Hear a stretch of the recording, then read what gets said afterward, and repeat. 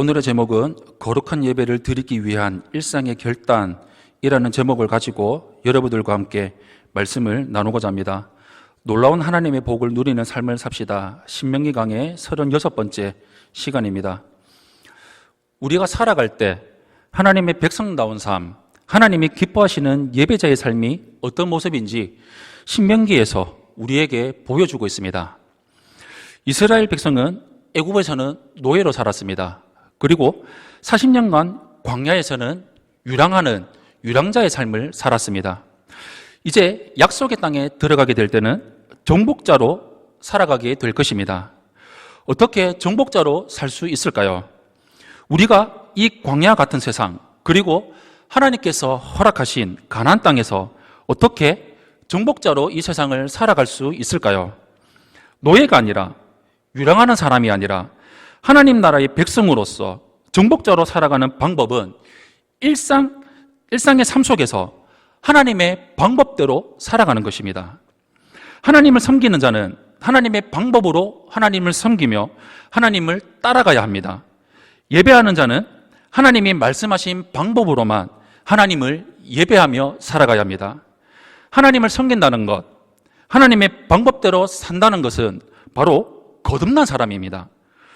거듭난 사람은 자신의 방법대로 사는 것이 아니라 내 안에 계신 예수 그리스도를 위해서 살아가는 삶입니다. 거듭나야만 천국이 보이고 말씀대로 살아야 되겠다는 생각이 듭니다.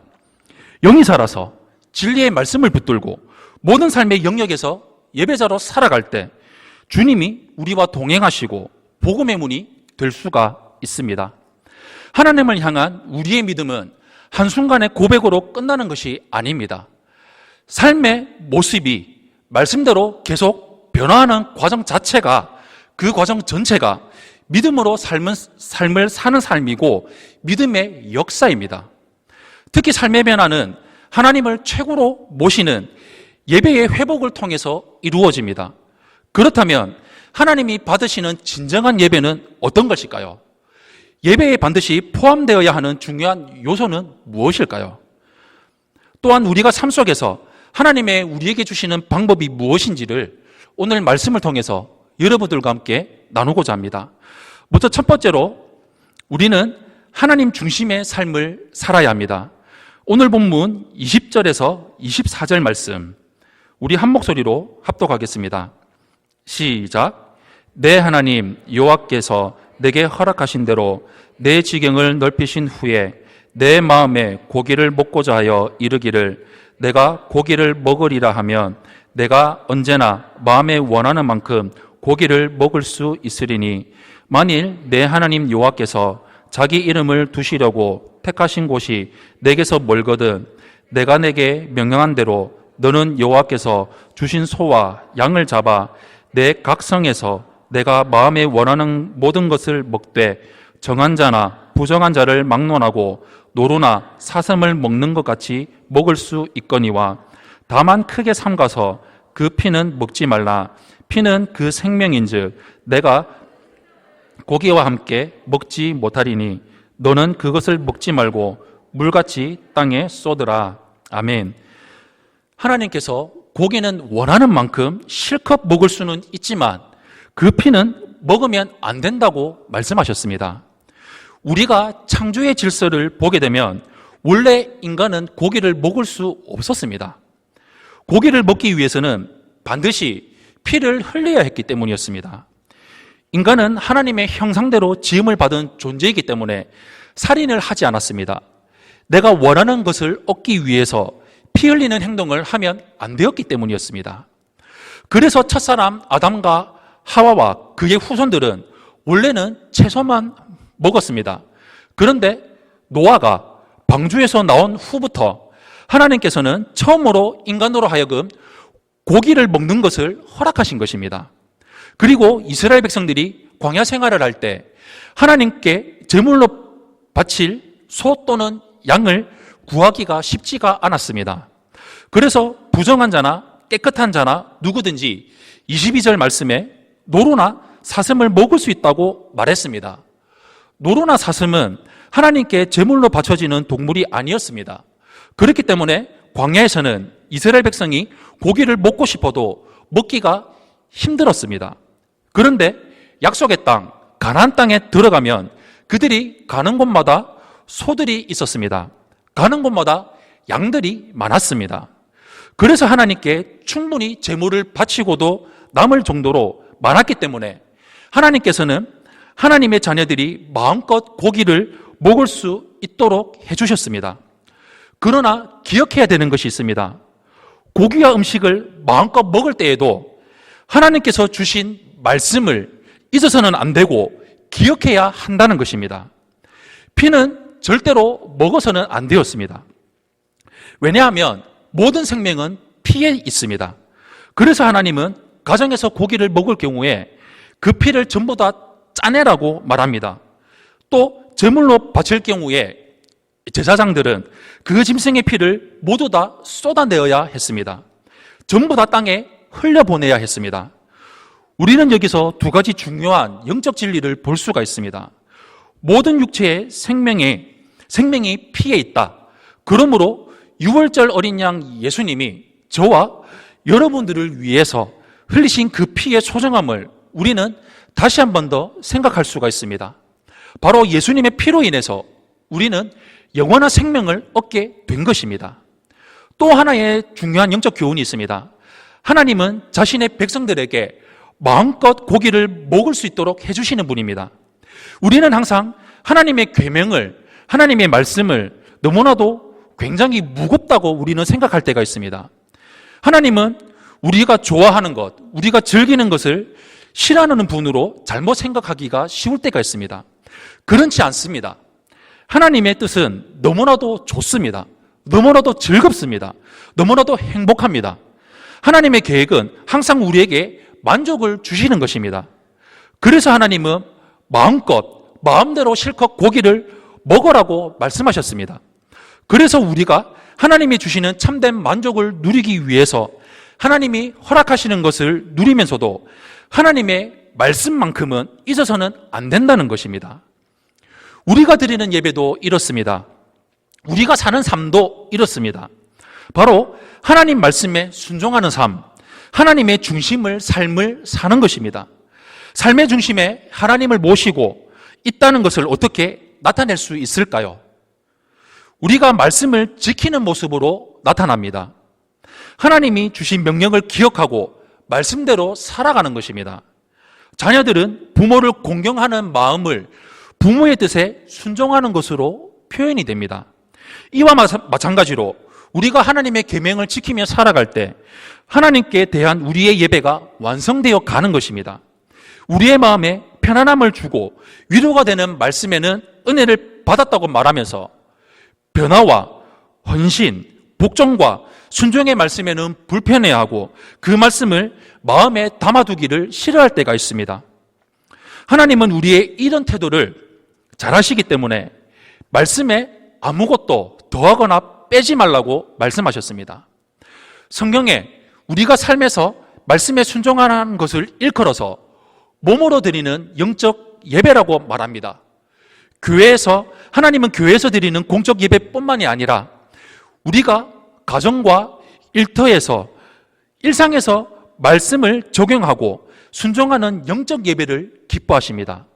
공적 예배에서 열심을 내고 봉사하는 일을 아무리 잘한다고 해도 정작 우리의 삶 속에서 우리의 삶에서 예배에 실패한다면 공적 예배마저도 소용없는 일이 될 수 있습니다. 그러므로 삶의 모든 영역에서 온전한 예배자로 서도록 깨어있고 변화되어야 합니다. 내 영이 살아서 진리의 말씀을 붙들고 삶의 모든 영역에서 하나님을 예배하는 삶, 삶의 예배자가 되어서 하나님을 영화롭게 하는 것입니다. 이런 삶이 성장하는 삶입니다. 이것이 날마다 구원을 이루어가는 삶입니다. 이런 삶을 통해서 우리 주변에 있는 사람들이 전혀 다른 나의 모습과 나의 반응을 보면서 예수님을 향하여 눈이 띄어지고 예수님을 믿기 시작하는 복음의 문이 되는 것입니다. 복음의 문이 되어야 나도 구원받고 나를 통하여 내 주변에 있는 사람들을 예수님께로 인도할 수 있습니다. 주님은 내 삶의 모든 영역에서 말씀대로 변화될 수 있도록 우리에게 은혜의 수단인 성령과 성경과 교회를 주셨습니다.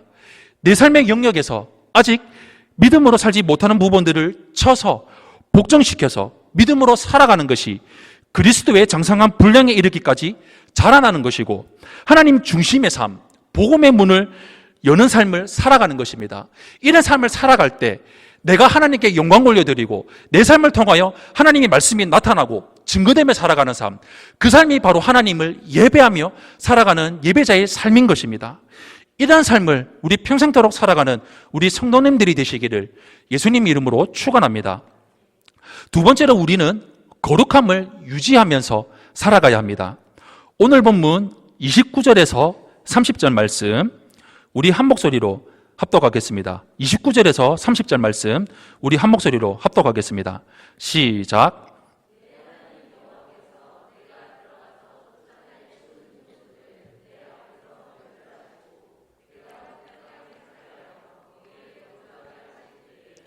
너는 스스로 삼가 내 앞에서 멸망한 그들의 좌치를 밟아 올무에 걸리지 말라.